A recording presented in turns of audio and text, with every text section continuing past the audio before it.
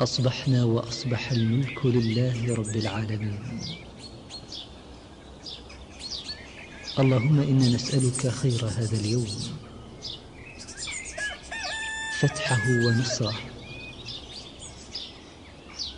ونوره وبركته وهداه،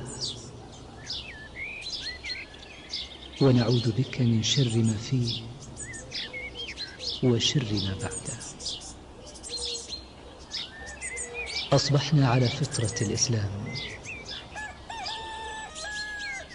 وعلى كلمة الإخلاص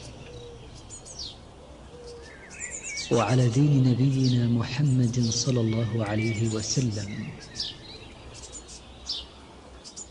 وعلى ملة أبينا إبراهيم حنيفا مسلما